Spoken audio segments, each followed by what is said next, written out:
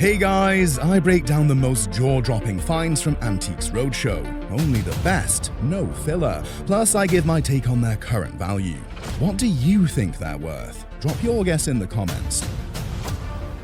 What seemed like a simple flintlock musket turned out to be a remarkable piece of Revolutionary War history. The guest purchased it in 1957 for just $75 at an estate sale after winning money in a poker game. It was identified as a French model 1763-66 musket. This one could have been made from anywhere between 1766 and early 1770s. During the American Revolution, firearms were in short supply due to an arms embargo from England. In 1777, Benjamin Franklin and the Continental government negotiated with France to secure weapons. That year, a ship named Mercury arrived in Portsmouth, New Hampshire, carrying nearly 12,000 of these muskets. This particular musket bears a faint but significant marking, NH-2B, indicating it was issued to the New Hampshire 2nd Battalion. These troops carried it through key battles, including Monmouth, Valley Forge, and Yorktown. Despite being in untouched condition, the only flaw is its incorrect ramrod. However, due to its documented Revolutionary War use, this piece holds significant value at collector's market. I would say at auction, I would put this gun a conservative $10,000 to $15,000. Ooh. Oh, think of the things I could buy with that. Today we have a Starr Arms Company Cavalry Carbine, a firearm with a fascinating Civil War connection. The guest inherited it from his grandfather, who had kept it under his bed for years. This particular carbine was manufactured by Starr Arms of New York. So the gun was made by the Starr Arms Company of New York, and they had gone into business in the late 1850s, initially producing revolvers for the U.S. military. Unlike traditional muzzle-loading rifles, this is a breech-loading firearm. By releasing that lever and lowering it, you can place a cartridge in the breech of the mechanism, close it up, and once you cock the hammer, you're ready to go. It represents a key transition in firearms technology, as self-contained metallic ammunition was emerging at the time. Starr received the contract for these carbines in March 1865, just a month before the Civil War ended. As a result, none of these 5,000 carbines were ever issued or used in battle. Starr Arms was founded by Ebenezer T. Starr, who initially struggled to secure military contracts due to stiff competition from Colt and Remington. Eventually, Starr Arms ceased operations in the late 1860s, unable to compete with rapidly advancing firearms technology. Many of these surplus carbines were later sold to European markets, with some used in the Franco-Prussian War. However, this particular gun lacks French arsenal markings, suggesting it never left the US or saw combat. In an auction setting, this is a super crisp gun, and I think that realistically, in an auction setting, this gun's going to sell between $2,500 and $3,500. This guy came up with a US model 1881 trapdoor forager shotgun, a rare piece of military hunting history. It belonged to the guest's grandparents and had been hanging in their home for as long as they could remember. This shotgun was specifically designed for small game hunting, issued to troops stationed at remote outposts. Manufactured at the Springfield Armory, only 1,376 of these guns were produced between 1881 and 1885. The guest shotgun is particularly special because it bears serial number 59. In 1881 alone, Springfield produced just 251 of these firearms. The shotgun remains in untouched condition, preserving its historical integrity and collector value. Springfield Armory was founded in 1777, under orders from George Washington to ensure U.S. independence from foreign weapon suppliers. By the late 1800s, Springfield faced challenges adapting to rapid advancements in firearm technology, as repeating rifles were becoming the new standard. Located in Springfield, Massachusetts, the Armory was instrumental in shaping American military firearms until its closure in 1968. With its low production numbers and early serial designation, this shotgun is a true collector's piece. These guns are desirable. A nice untouched example like this at auction will probably sell between $2,000 and $2,500. That's a whole lot more than I figured it was. Here we have an Austrian Model 1854 Lorenz rifle musket, a weapon that saw heavy use during the American Civil War. The guest inherited it from his father, and it may have been used for hunting after its military service. This musket was the third most widely used infantry weapon in the Civil War, after the Springfield and Enfield rifles. The Union Army imported at least 250,000 of these. The Confederacy brought in 100,000 for their troops. After the war, these muzzle loaders became obsolete, and the US government sold them as surplus for $1 or less. Many of these rifles were later converted into shotguns and sold cheaply to settlers moving westward.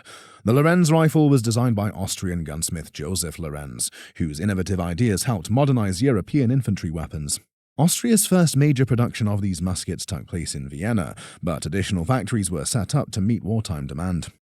This particular musket has some replaced parts, lowering its value slightly. I think a realistic number for this gun at auction is in the $300 to $500 range. Were it all original, correct sight, correct hammer, original ramrod, it would be more in the $800 to $1,200 range.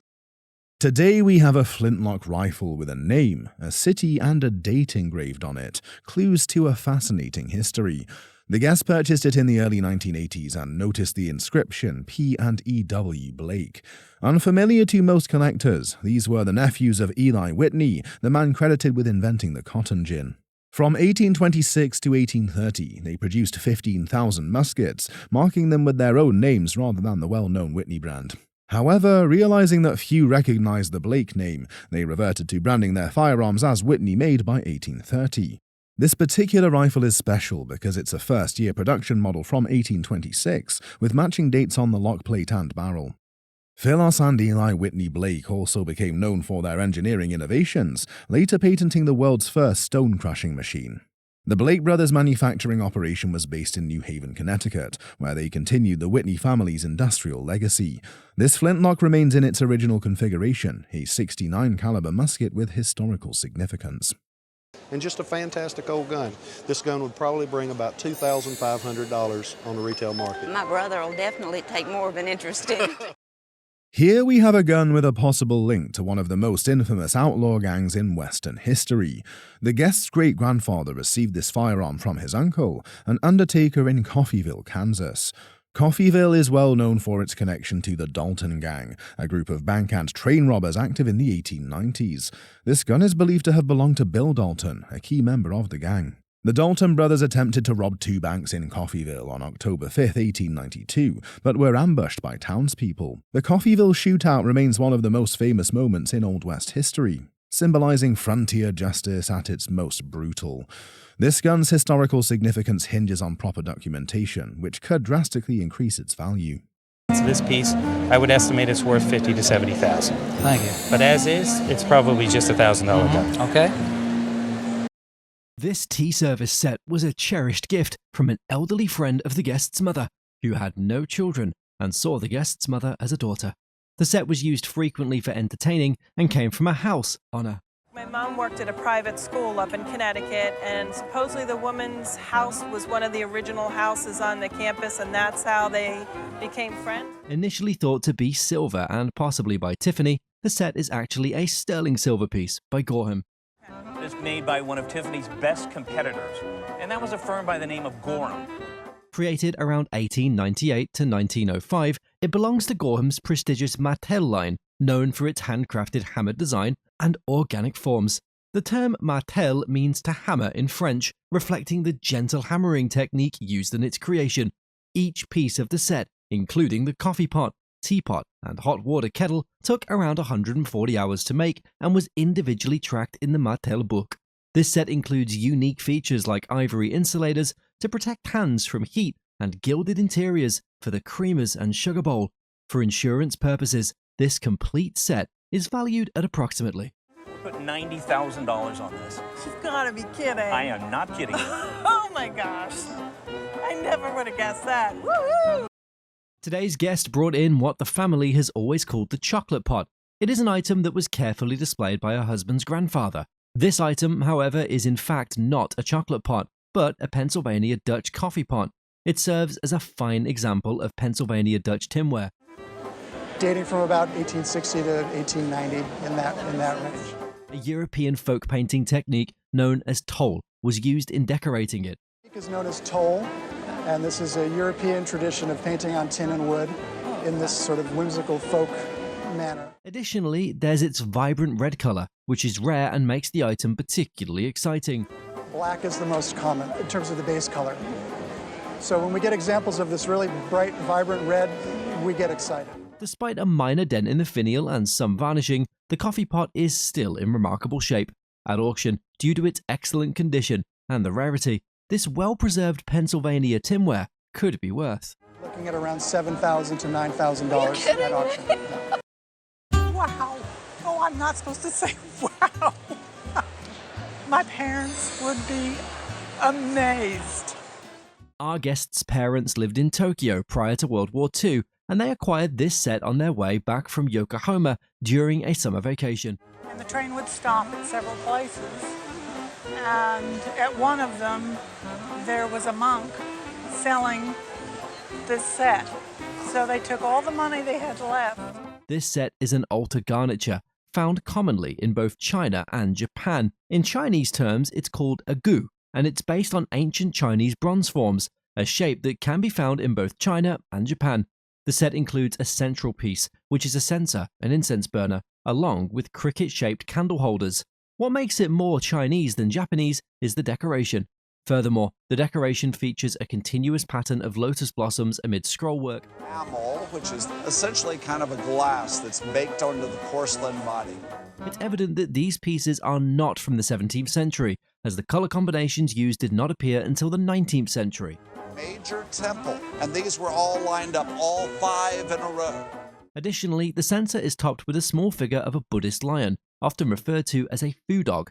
Given its historical significance and despite some damage, this set would be valued at $15,000 to $25,000 at auction. Are you kidding?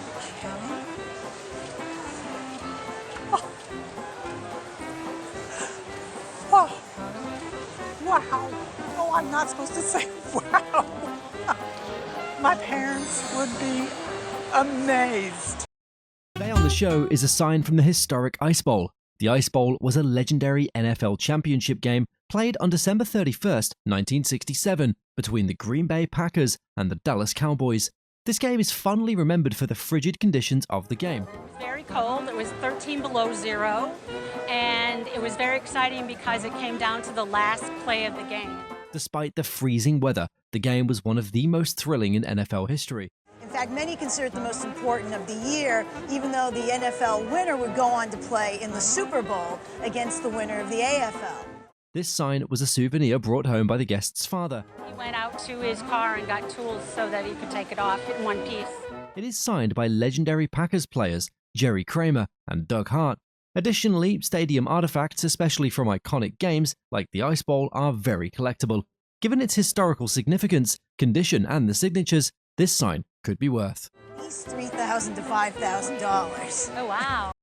Today's episode is in a home in Madison, Connecticut. Inside this home are different objects. The objects are minimalistic in nature. Some of the objects include a weather vane and a wonderful eagle sculpture. There's also a famous folk art piece. A swan sleigh is one of the focal points of the living room. Truly, it holds up as one of the finer pieces in our collection and a piece that we love. All of the items make up a collection that beautifies this living room if you've ever wondered how you can set up your living room. All of the items make up a collection that beautifies this living room. If you've ever wondered how you can set up your living room, well, here's an example for you. This statue of Guan Yin, the goddess of mercy, was inherited when the guest's parents bought a fully furnished house in Hawaii. The statue features a narrow face, downcast eyes, and a small, tight mouth. It's not typically characteristic of things you would find in the Ming Dynasty. Its crown, adorned with tiered pearl ornaments, and the sharp lines of the robes suggest influence. That is a kind of tiered pearl necklace. And that's also something you do get in the Ming Dynasty, but you also get from a slightly earlier period. These lotus leaves are oversized and sharply defined, indicating it was likely made in a provincial area. The discoloration on the face is from years of incense smoke, which once highlighted the statue's vivid colors and gold accents. The wood, known as nanmu, is durable and resistant to decay, often used for its stability. The statue shows characteristics from the Liao dynasty, 907 to 1125, though it also displays features from the Ming dynasty, 1368 to 1644. For insurance purposes, the statue is valued at a jaw-dropping price of about $20,000. An imposing vase commands our attention, standing majestically before us. The item was once part of the guest's grandfather's prized possessions. Where was your grandfather from? From Nebraska. I think it's Arkansas clay. Originating from Benton, Arkansas, this vase is a genuine nil oak. The Highton family operated the company, and around 1912, Charles Highton began crafting these pieces likely using Arkansas clay. And the idea was to get different color clay and throw them together to get this swirl effect. This style has become known as mission wear, and it complements mission furniture, beautifully adding a touch of warmth to any decor. Flipping the vase over exposes the nil oak signature. Do you have any idea where the name Nile Oak comes from? No. It's actually kaolin spelled backwards. Kaolin forms the bulk of this lovely earthenware's composition. Nil oak began producing missionware pieces around 1912 and likely continued until the 1940s. What stands out about this vase is its size, which has a significant bearing on its value, estimated to be. I believe in an auction setting that we're probably looking at this piece selling for between $5,000 and $7,000. My goodness, I'd have never expected that. Today's show features a particularly eye-catching item. The item originally belonged to the guest's grandparents. Befriended a Ketchikan native there, and who I believe was the artist of this piece. I'm not positive about that, and he came home with this, and it's been in the family ever since. First and foremost, this fascinating piece is a sculpture made from an Inuit whalebone vertebrae. Furthermore, the piece features two faces, carved on either side, visible when turned.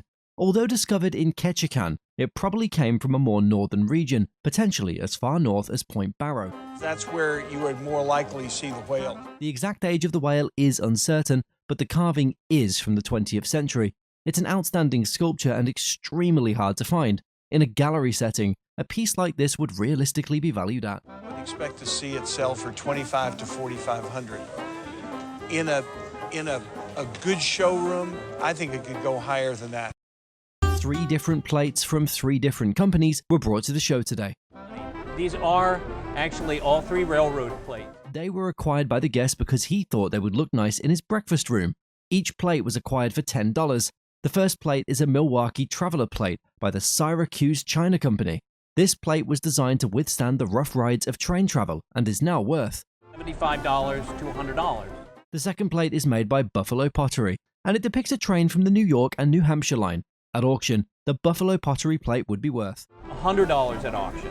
The most valuable of the set, however, is the third piece. It was made by Haviland Limoges and features the Missouri Pacific monogram and an Art Nouveau border in the rare Jefferson pattern. And Haviland was considered probably the most prominent, one of the best porcelain manufacturers in France around the turn of the 20th century. Due to its rarity, this plate could sell for between $700 and $800. Oh, crap. Some jewels have a remarkable history about them. This jewel is one of such, as it was originally acquired by the guest's great-grandfather. It was made for Gabriel Bethlen, the Prince of Transylvania, to commemorate his marriage to Catherine of Brandenburg. Originally, the piece is adorned with Catholic symbols. In marriage, so we have a cross, but the cross also becomes an anchor, which is the anchor of hope. We also have 2 doves. Add that to its craftsmanship, showcased by the enamel work, rose-cut diamonds, and intricate design. The piece is made of gold, and it's highlighted by rose-cut diamonds, and then accented with both white and green enamel. It is actually rare to encounter late 16th century pieces like this. As such, this jewel is an exceptionally valuable piece. In today's market, the jewel's value at auction would be between $50,000 and $60,000. That's a lot. An insightful episode of A Day at Roadshow. The Roadshow commences at about 9:30. It moved the whole time. It was easy. We talked with people in front of us and behind us in the line. Different people bring up their different items. These items are then checked out by experts. If an item is deemed show-worthy, it is passed up to the producers. The producers then prep up the guests. After prepping, the guests are taken to the green room. From the green room, the guests are then actually taken to be filmed.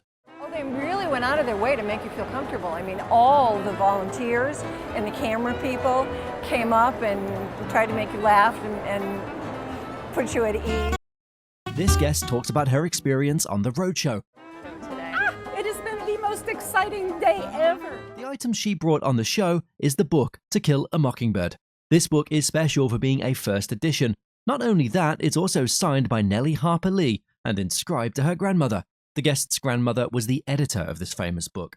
My grandmother was Tay Hohoff, who was the editor of To Kill a Mockingbird. To own one of the most important books of the 20th century is quite special to the guest.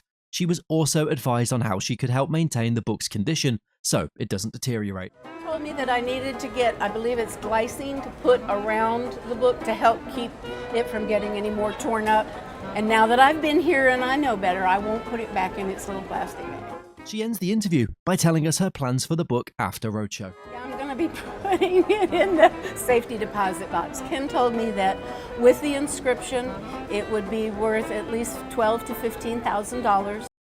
This item has got a unique story about it. It came via the guest's father, who was responsible for selling a brothel in Charlottesville, Virginia. His friend said, you and your wife and your child can each pick one piece from the house, and this was what my father chose. He chose the piece as he believed it to be a rare Wedgwood cheese plate. Sadly, however, this piece is not Wedgwood. Oh, bummer. Certain design elements, including the finial, the hunting scene, and the oak leaf decoration, proves it's not. The piece is actually a drabware. Although Wedgwood did produce drabware, this piece has a different coloration and style. Wedgwood did make a drabware, but theirs had a lot more of a green tint to it. It was a little bit different. An auction value for this drabware cheese dish, with its own charm and appeal, is $200 to $400. Oh, I'll use it. Go ahead. I'll put it on the dining room table and put cheese in it. Today's episode is an interview with the winner of the Golden Ticket Sweepstakes. She talks about the roadshow. Amazing to see what goes on backstage at Antiques Roadshow. Additionally, she goes further to talk about her interview experience with the host. She then proceeds to talk about the item she's got with her. Santa comes to us through my husband's grandmother. He is from Germany. His condition is well loved. One of the fun things she did was meeting up with some of her favorite appraisers. The experience garnered is one she hopes to keep at heart forever. We are also made aware that she's a history teacher. Her plan is to use her experience at the roadshow in passing across knowledge to any of her students who might have an antique item too. We do a little research project based on this. I think this coming year, because everybody has objects in their home. Presented is a collection of rare and historic golf clubs. While exploring downtown LA, Yola, the guest discovered these clubs at an antique golf shop. This is the old school golf. When I saw Jones on there, I wasn't sure if it was Robert Jones, Bobby Jones, really who he was at the time, but old wood golf clubs look cool on a wall. Golf's popularity surged in the early 1900s, thanks to Harry Vardon and Frances Ouimet's historic 1913 US Open victory over Vardon. Started making hickory-shafted clubs in the millions to satisfy the need for all the golfers. A lot of people think. The 1920s marked the beginning of the end for wood shafts as the USGA approved steel-shafted clubs in 1924. Bobby Jones, a staunch advocate for traditional equipment, used hickory-shafted clubs to win the Grand Slam in 1930 and numerous other Opens. Following his retirement, Bobby Jones partnered with Spalding to design and produce steel-shafted golf clubs. The clubs the guest brought are a set of irons with Bobby Jones engraved on them. The original clubs they made, the steel-shafted ones, they painted to look like hickory. And a lot of people today think that they have hickory and they may have something rare when they actually don't. This rare collection includes the 2 to 9 irons, with only the 1 iron missing. And despite a decline in market demand, they do remain highly valuable, worth $5,000 to $7,000. Wow. That's a pretty good deal for $600. Absolutely. Today's exhibit features a beautiful silk dress. The guest received the dress as a gift from a friend who found it while cleaning out her mother-in-law's closet. James Galanos designed this breathtaking dress in the early 1950s, a true work of art. This style is known as the New Look, a revolutionary fashion movement launched by Christian Dior in Paris. There's lots of fullness, and as you can see in this one, they've even added all these pleats to give it more fullness on the sides and the back of the skirt. James Galanos was a renowned American fashion designer, celebrated for his exquisite and elegant designs that epitomized history and sophistication. He was one of the most prominent fashion designers of the 20th century, known for his high-end couture and attention to detail. Neiman Marcus was the retailer of this exquisite dress. Galanos' partisan fabric selections were always of the finest quality, with no compromise on yardage, giving this dress a value of Between $1,000 and $1,200. That's wonderful. It's a beautiful example. We are presented with a stunningly gorgeous guitar. The guest, who doesn't share a passion for music, bought this guitar at an auction to surprise her husband. I usually just, that's what I want, and I get it. You had that determined look that would scare off even a professional. Well, I hope so. This guitar is known as the SG Special. Gibson's Kalamazoo division had a line of guitars crafted in collaboration with Les Paul. The design failed to gain popularity, prompting Gibson to alter it without Les Paul's approval. Starting in 1961, they started with this new body design, what we call a double cutaway. As he hadn't approved the modifications, Les Paul requested his name be taken off the guitar. Mahogany is used for the entire body and neck of this guitar. Very thin piece for the body and a very long, narrow piece for the neck. This SG guitar is highly valuable because it's a 1963 model and it has remained in pristine condition. It's now worth $6,000 guitar. Wow. Just because of its condition. Wow, that's great. The gorgeous guitar on display is a treasured belonging of our guest's husband. Passed down from his grandfather who bought it back, I'm guessing, in the late 50s. We're not sure when. This guitar is famously known as the Gretsch Duo Jet. Although Gretsch serial numbers and features can be perplexing, the serial numbers indicate it is from 1957. The Gretsch Duo Jet was a competitor to Gibson's iconic Les Paul. Some changes have been made to the guitar. The guitar has developed a beautiful patina from years of play, but remains in great shape. The case has developed its own unique character, with signs of aging. Considering the alterations, the guitar value is now around. Probably has a retail value around $3,500. This wooden figure had a mysterious backstory. Her mother-in-law, a Kentucky native, purchased it during a trip through the hills and hollers of Kentucky. The guest inherited the carving after her mother-in-law passed away, knowing little about its origin or value. The artist, Edgar Tolson, is a self-taught carver from Appalachia, Kentucky. Although the figure isn't signed, Tolson's distinctive style makes his work easily recognizable. Tolson, who was born in the early 20th century and passed away in 1984, led a life as a coal miner, farmer, chairmaker, and Baptist minister before turning to carving.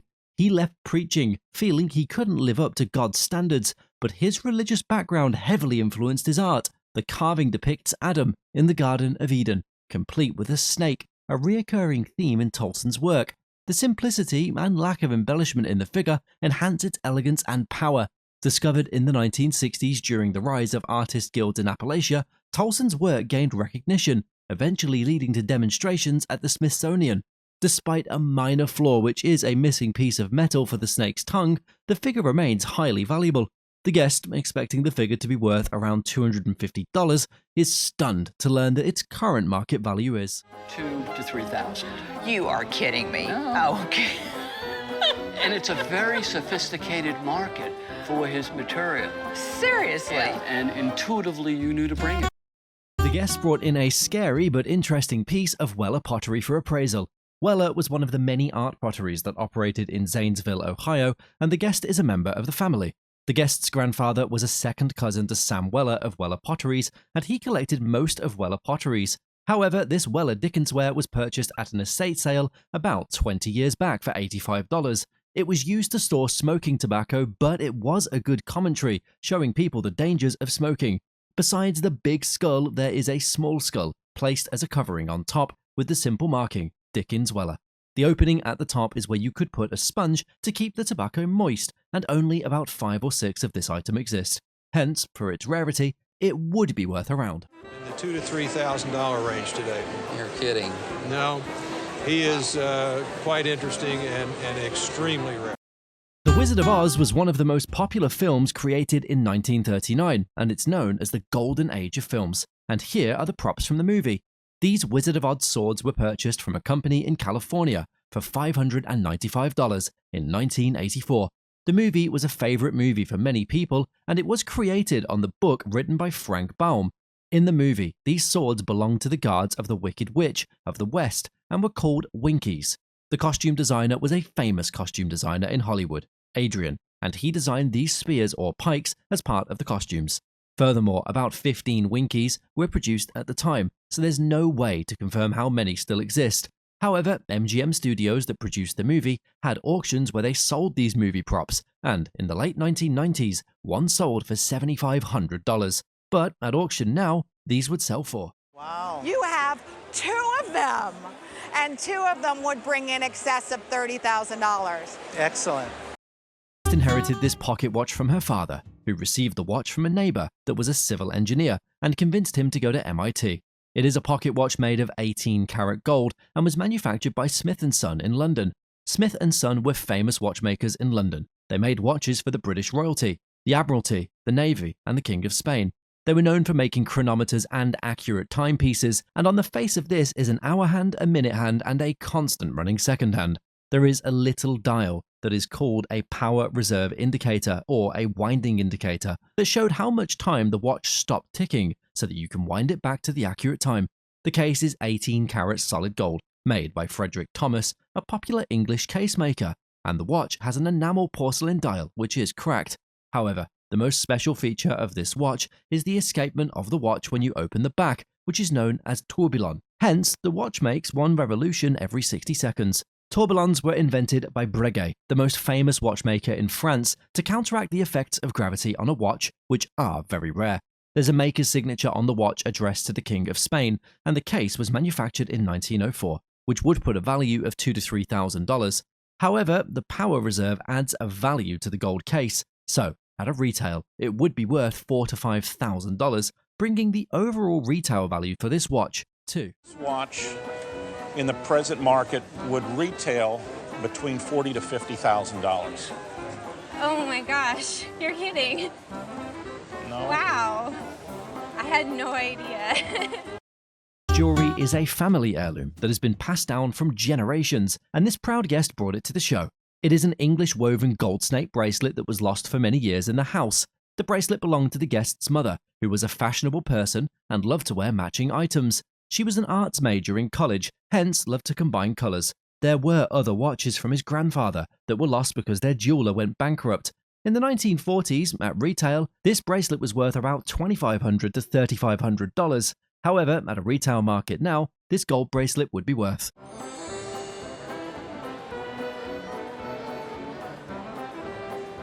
I would never sell it or let it go ever. Working in a campaign for the candidate for governor of Arkansas, this guest met Bill Clinton, who happened to be working for Bill Fulbright campaign at the time. After the campaign, Bill went off to Oxford School, and they sent correspondence via letters to each other. Here are letters by Bill Clinton in response to the guest. There was a response letter that was written the Sunday before the election in 1968. Bill wrote to his friend about who won the campaign and sent alongside a flyer of an anti-war rally he attended. Both men spoke on the political situations of the time, and the letters give insights into the character and personality of Bill Clinton. The letters are signed with his first name instead of William Jefferson Clinton, because it was written to his friend. The first letter on the electoral demonstration is worth $2,000 to $3,000. The other letters are worth $10,000. So, a conservative estimate for this collection is... Just happened to save this letter. I don't know why. Strangely enough, I really thought someday this guy might be president of the United States. The face on display has a uniquely striking appearance. The guest inherited it from her grandmother, who gave it to her when she retired. So what drew you to it that it became your favorite object? Well, the little top up here kind of looks like that's the magic dragon to me. Okay. So as a child, that's kind of what I envisioned, that it was a dragon. I don't think it is. It's maybe a fish or something else. It boasts a vibrant yellow glaze that is truly stunning. The Wiener Werkstatt, a prestigious Austrian workshop, is the origin of this piece. Very famous. Basically what they would do is incorporate craftsmen, architects, artists into a colony that allowed them to think a little bit outside the box. Vally Weiselthier, a celebrated artist, is responsible for the decoration on this piece. As a leading artist of her time, Vally Weiselthier was in high demand by the prestigious Wiener Werkstatt. 20s and 30s did some of the best work that came out using her imagination to create these amazing pieces. Evidence of its remarkable provenance can be found on the underside of the vase. The intricate decoration is not only visually striking, but also remarkably well preserved, making it a valuable piece estimated at $3,000 and $5,000. Wow, that's fantastic. And if you were insuring it, I would probably put the insurance value closer to maybe $6,500. Oh my gosh. An amazing collection of NASA memorabilia is exhibited on today's show.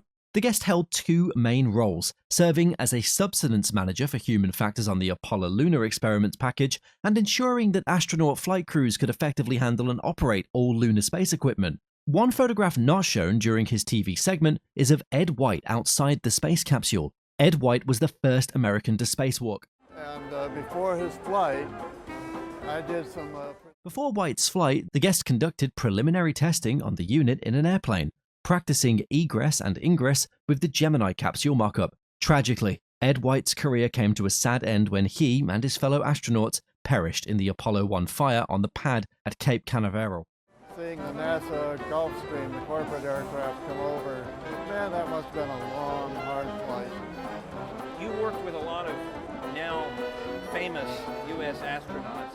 Another detail inscribed on the photo is the phrase vomit comet, referring to the fact that at least half of the people on those flights became sick. Space flights can be exhausting, especially when wearing a spacesuit. The balloon is 1/8 of an inch thick.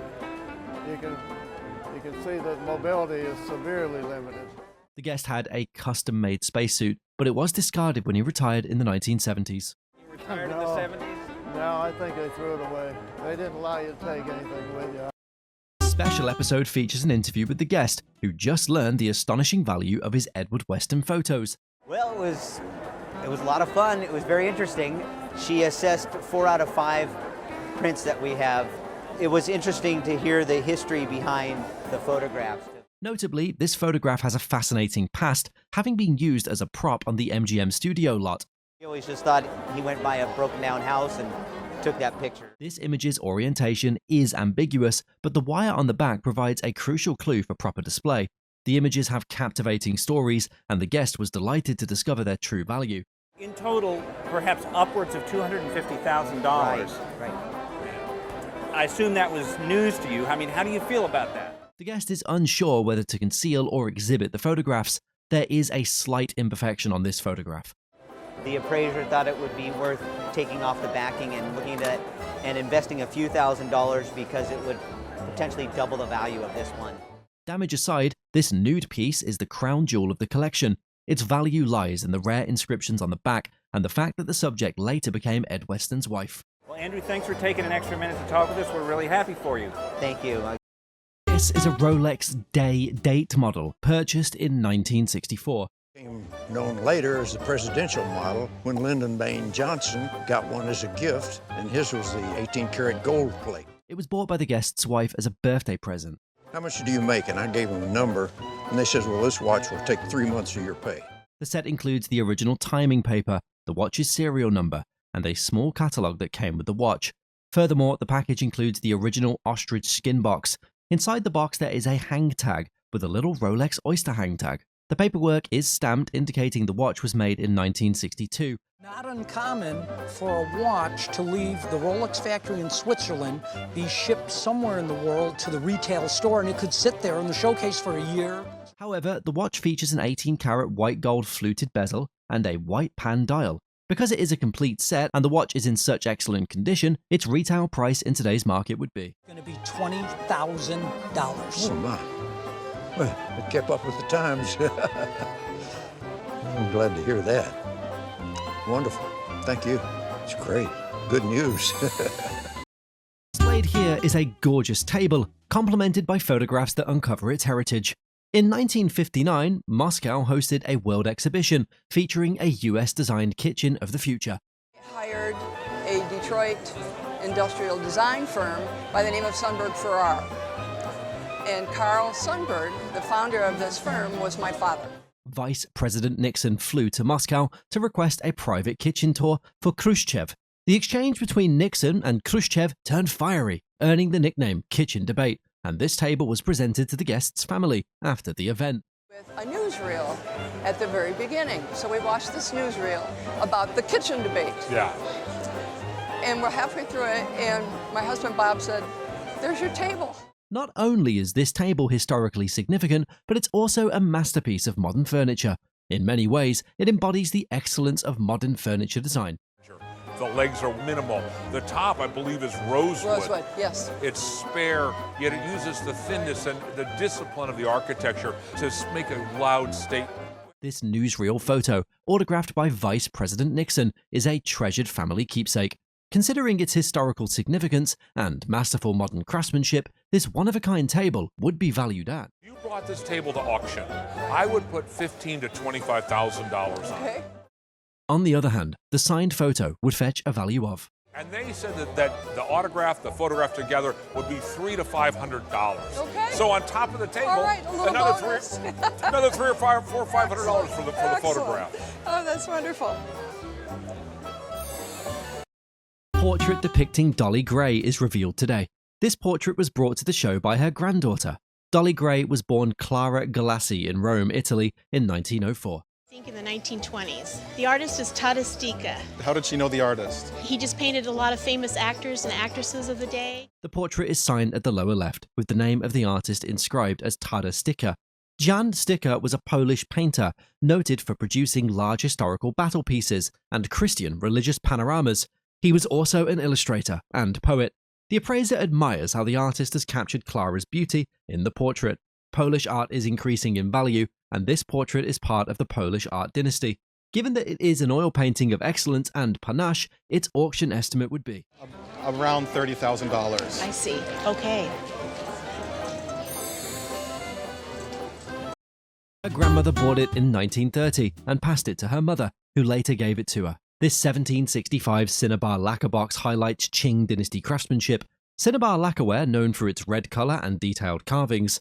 The lacquer, made from Chinese lacquer tree sap and powdered cinnabar, achieves its rich red hue. Discover the hidden layers and vibrant details.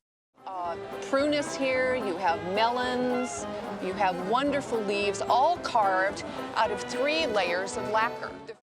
The box features a dense three-dimensional design of intertwined flowers, leaves, and insects. Cinnabar lacquerware reflects Qing dynasty elegance and luxury. Layers of fabric as well. Its artistry and history impressed the appraiser, who valued it. This item would bring between $7,000 and $10,000. A beautifully woven basket is brought by this guest. The basket originally belonged to her mother's boss and was later inherited by her mother. Big hat box sitting up there. And my mom said, oh, in the 40s, she was a wonderful fashionista. I bet there's... It was obtained during the Indian days at Yosemite. This basket was most likely woven by Carrie Bethel, known for her consistency in materials. The design is very reminiscent of a medallion. However, this basket was woven between 1955 and 1960. Furthermore, the background material is sedge and bracken fern with black accents. Inside each row are 3 rods of willow, with the red details made of redbud.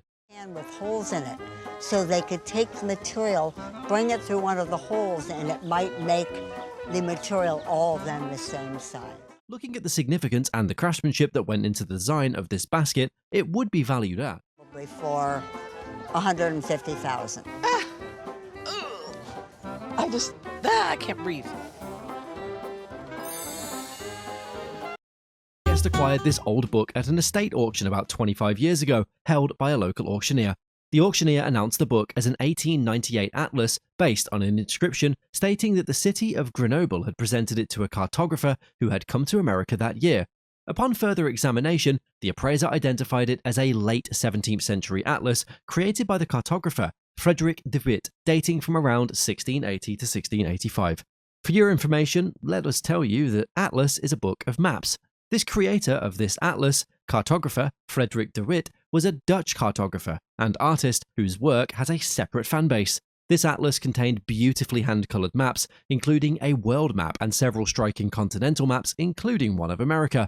The guest admitted that originally he thought he could sell the individual plates at a flea market for $10 each, but the appraiser strongly advised against doing that. Due to the excellent condition of the book, the value of the book was estimated between this atlas in this kind of condition would estimate at $30,000 to $50,000. Wow. Thank you. This piece was left to him by a friend who passed away years ago. This 1896 Struto Baths poster highlights the grandeur of San Francisco's iconic landmark. Opened in 1896 by Adolf Sutro, the The baths were once considered the world's largest indoor pool.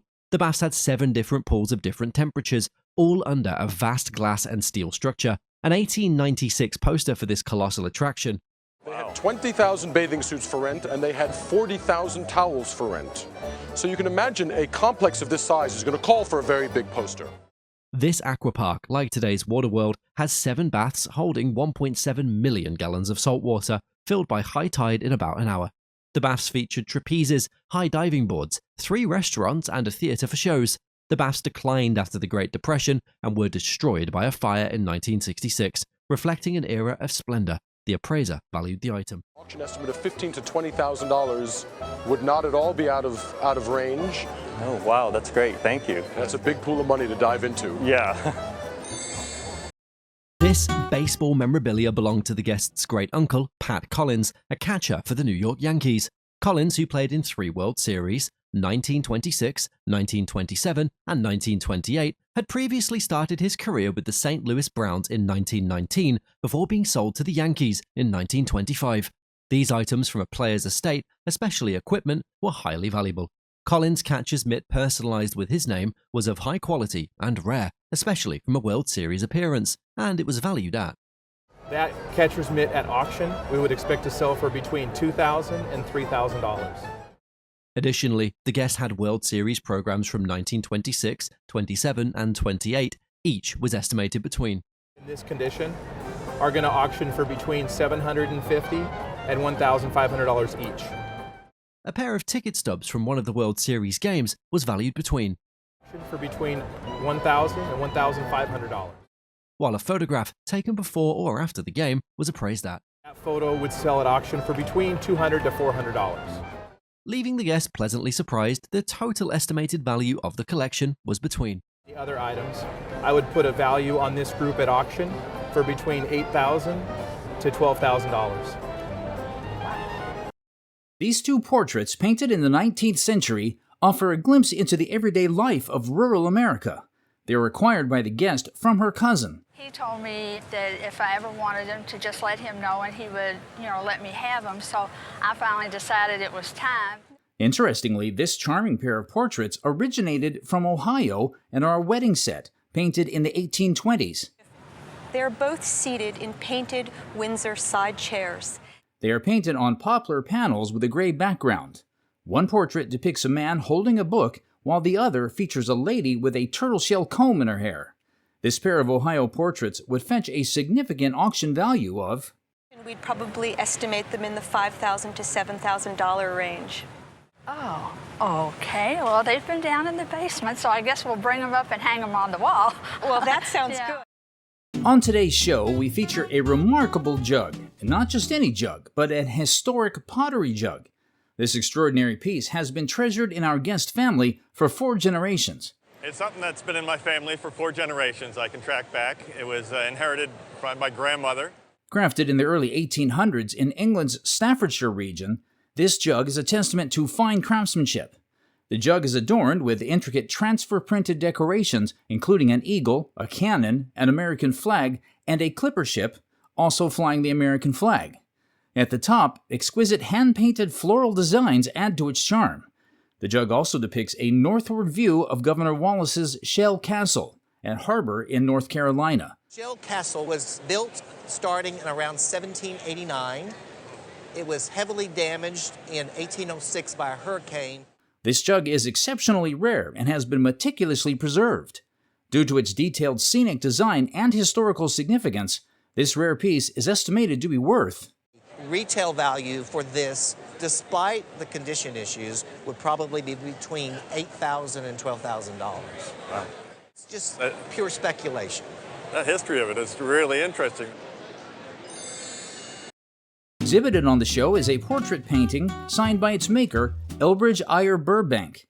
Elbridge Eyre Burbank was an American artist known for creating over 1,200 portraits of Native Americans. The guest acquired this painting many years ago from a shop. This portrait features the Native American chief Geronimo, who was both a military leader and a medicine man. Furthermore, the painting is rendered in oil on a canvas board and measures 12 by 9 inches. The condition of the painting is very good, and at auction, this historically significant piece would command a value of, and I would evaluate it at $6,500. Really? Yes. You're kidding. No, not at all. we have a vibrant piece of pottery here, showing off its elegant and historic look. This is a Rosenberg pottery made of eggshell porcelain, created in 1900. The Rosenberg Ceramics Company, a famous pottery maker in the late 19th to early 20th century, produced it. The surface features hand-painted designs in vivid greens and yellows, forming intricate floral and natural motifs. Looking closely, we can see that the designs are carefully outlined with keen attention to detail. The pottery is in great condition and gains value with age, putting this Rosenberg piece, which shows 20th century artistry, at an auction value of between $750 and $1,000. Wow, okay. And it is really, really pretty. Thank you. I think it is too. I love it. Just before the pandemic, the guest discovered this pair of whimsical chairs in a consignment shop and was immediately captivated by their design and rocking feature. The shop subsequently closed during lockdown, but when it reopened a year later, the guest negotiated and purchased them for $900. The appraiser confirmed that the chairs were created by Alan Siegel, a New York artist. The shop owner had mentioned that the chairs came from wealthy art patrons who owned the Union Oil Company in Maine. After the husband passed away, the widow downsized and sold some items, including these chairs, to the dealer. The appraiser provided background on Siegel, noting his success as a painter before transitioning to furniture making in the mid-1960s. Siegel, dissatisfied with painting and sculpture, began crafting chairs for his beach house, which gained popularity. He exhibited his work across America and produced various styles, including metal chairs with ginkgo leaf designs. The appraiser identified the chairs as products of the Memphis movement, characterized by bold colors, designs, and shapes that defied conservative norms. The chairs, made of bent wood, were signed and dated 1989 by Siegel. The appraiser praised the guest purchase as a wise investment, noting Siegel's growing recognition and predicting a rise in market value. Much to the guest's delight, the appraiser estimated that each chair could fetch between auction today, they're bringing between $2,500 and $3,500 a piece. Wow. A piece. Awesome. Yeah. The displayed earrings are not just accessories. They are a bridge to a rich history of intricate artistry. The current owner purchased this pair from a jeweler about 4 years ago. I bought them for about $200, and I have no clue. I wear them for every day. Featured on these earrings is a delicate wirework technique known as filigree, which is commonly found in countries like Spain, Italy, and France. At the bottom of each earring, there is a pendant adorned with a raised gold cameo. These earrings, made circa 1760 to 1790, are French provincial pieces. Along the edges, we can discern their hallmarks, which remain very intact, retaining their allure. Earrings in the marketplace, because after the revolution, people were melting down their gold just to survive. So finding a pair of earrings that are intact and that haven't been altered is really quite unusual. At auction, these over 200-year-old earrings are estimated to be worth... These would sell for somewhere between $3,000 and $5,000. Oh, wow, okay. I would just leave them as is and wear them and enjoy them. Wow, I will. I'll treasure them. Unveil the captivating story behind a priceless Art Nouveau vase gifted in love amid tragedy, cherished through generations. The guest brought the vase to the appraiser, saying it belonged to Jack Sawyer, an antique glass collector from New Orleans who also had pieces in a museum. The guest admired the vase during a visit to Waveland, Mississippi, years before Hurricane Katrina. Many of Jack's collections were lost in the storm, but this vase and others were saved and cleaned. When Jack learned he was terminally ill, he sent the vase to the guest. The appraiser recognized the vase as not glass, but pottery with a special Aeotian glaze made by a Hungarian company called Zsolnay. It has a shimmering golden-green color that changes in the light. The vase features intricate metalwork, including 2 peacocks with glass tiles for their eyes, on a gilded pewter base marked Orion and 272. The base was made by a company called Orion, known for its geometric style known as Jugendstil. The appraiser highlighted the unique and valuable collaboration between Hungarian and German Art Nouveau styles evident in the vase. While estimating the price of the object, the appraiser said, On today's market at auction, I would value it between $7,000 and $10,000. One almost identical to this sold at auction within the last 2 years for $12,000. Unveiling a 1929 baseball signed by Yankees legends, a timeless treasure that baseball fans contend. The guests received a 1929 baseball from their stepdad, who had kept it since he was a child attending a game between Detroit Tigers and New York Yankees. The ball stands out for bearing the signatures of 3 Yankees legends from the Murderers Row era: Babe Ruth, Lou Gehrig, and Tony Lazzeri.